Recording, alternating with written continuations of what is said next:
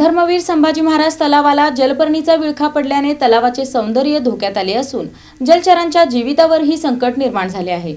सोलापूर शहरातील ऐतिहासिक धर्मवीर संभाजी महाराज तलावाला सध्या जलपर्णीचा विळखा पडला असून तलावाचे सौंदर्य धोक्यात आले आहे। तलावाच्या मोठ्या भागावर जलपर्णी पसरल्याने पाण्यातील ऑक्सिजनचे प्रमाण घटत असून मासे व इतर जलचरांच्या जीवितावर संकट निर्माण झाले आहे। तज्ञांच्या मते तलावात मिसळणारे सांडपाणी, दूषित पाणी आणि वाढते प्रदूषण ही जलपर्णी वाढण्याची प्रमुख कारणे आहेत। रासायनिक घटक आणि सेंद्रिय कचऱ्यामुळे जलपर्णी वेगाने वाढत असून पाण्याचा प्रवाह कमी झाला आहे। त्यामुळे परिसरात दुर्गंधीची समस्याही निर्माण होत आहे। जलपर्णी साठी लाखो रुपयांचा खर्च करण्यात आला असला तरी कायमस्वरूपी उपाययोजना न झाल्याने समस्या जैसे थे असल्याची नाराजी नागरिकांनी व्यक्त केली आहे।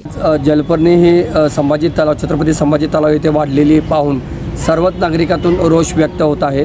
प्रशासनाकडून वारंवार न दुरुस्त होण्याचे कारण समजत नाही आहेत। महापालिका प्रशासन आणि आपलं महाराष्ट्र प्रशासन असेल किंवा जिल्हाधिकारी यांच्याकडे वारंवार आपण निवेदन देतो, पण याचा फलित काय होत नाही। तरी नियम करणं गरजेचे असेल। महापालिका प्रशासन वारंवार जलपर्णी काढते, कचरा काढते, परंतु नागरिकांनी तेवढा सहभाग नोंदवला पाहिजे।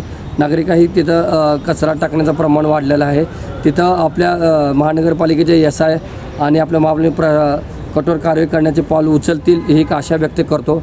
त्या संदर्भात मी आमच्या पर्यावरणच्या टीमकडनं निवेदन सुद्धा तयार करण्यात आलेलं आहे। त्या संदर्भात बैठक घेऊन लवकरात लवकर निर्णय पण घेण्यात येईल।